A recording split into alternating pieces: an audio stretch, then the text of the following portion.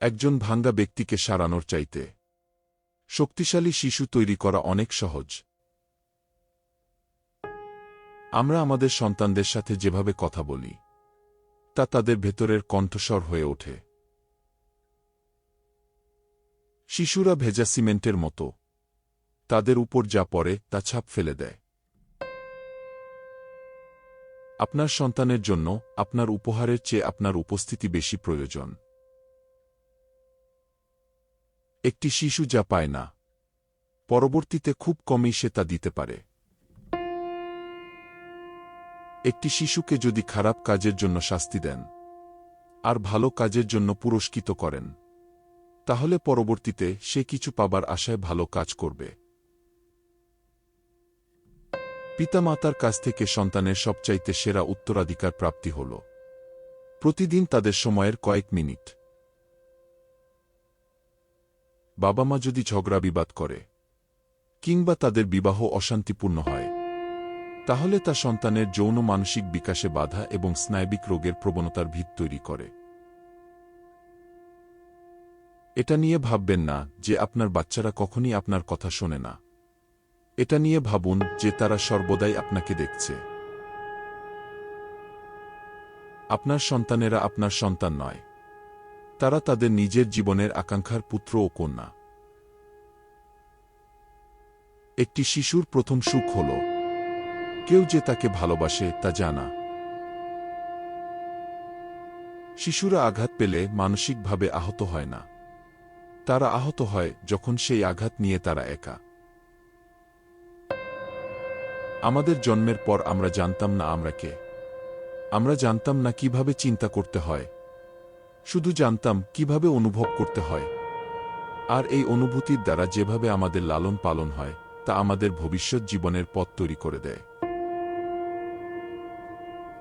আমি একজন বাবার কাছ থেকে তার সন্তানদেরকে সুরক্ষা দেবার প্রয়োজনীয়তার চাইতে বেশি আর কোনো প্রয়োজনীয়তার কথা চিন্তা করতে পারি না। মায়ের অপ্রত্যাশিত প্রচণ্ড রাগের কারণে সন্তানের মধ্যে একের অধিক ব্যক্তিত্ব তৈরি হয়ে যায়। একজন বাবা তার সন্তানদের জন্য সবচেয়ে গুরুত্বপূর্ণ যে কাজটি করতে পারেন তা হল তাদের মাকে ভালোবাসা।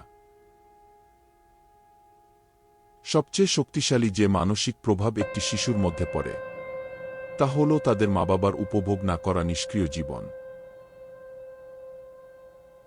অনেক বিষাক্ত বাবা মায়ের সন্তানদের ক্ষেত্রে বড় হয়ে নিজেদেরকে চেনা খুবই কঠিন হয়ে পড়ে। আমাদের সমাজে মাতৃত্ব সম্পর্কে একটি অদ্ভুত ধারণা রয়েছে।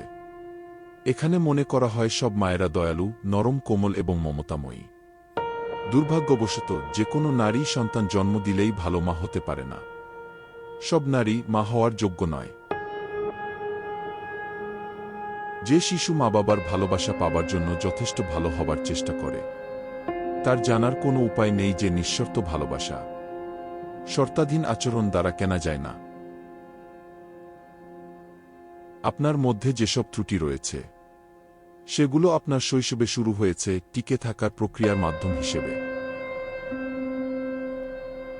একটি অসুস্থ পরিবারের যে কেউই ভয় এবং আত্মসন্দেহে ভরা। নির্যাতন একটি শিশুর স্বাভাবিক বিশ্বাস এবং ভালোবাসার চেতনাতে প্যাচ লাগিয়ে দেয়। পিতামাতা আশ্চর্য হয় জলধারা কেন তেতো এটা নিয়ে, যখন তারাই জলধারার উৎপত্তিস্থলে বিষ ঢেলে দিয়েছেন। যেসব মানুষ একটি শিশুর শিক্ষা ও চরিত্র গঠনে শেষ পর্যন্ত চেষ্টা চালিয়ে যেতে পারবে না, তাদের সন্তানকে এই পৃথিবীতে আনা উচিত হবে না।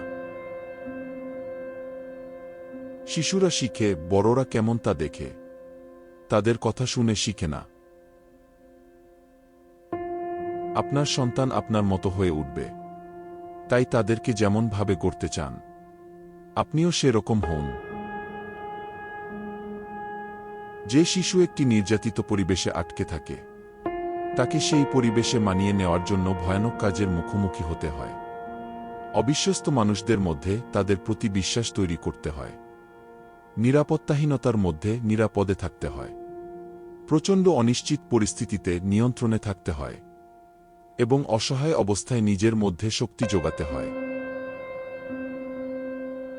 মানসিক এবং অনুভূতি সংক্রান্ত নির্যাতনের সবচেয়ে কঠিন দিক হচ্ছে এসব আমাদের পরিবারের সদস্যদের কাছে প্রমাণ করা অসম্ভব এবং অস্বীকারযোগ্য।